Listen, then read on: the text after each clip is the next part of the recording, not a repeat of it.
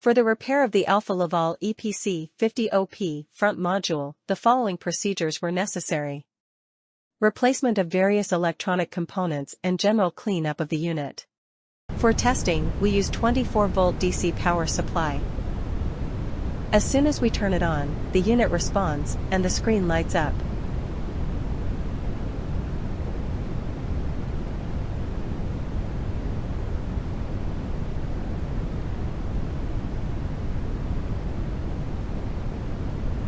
The error message is due to the absence of additional units.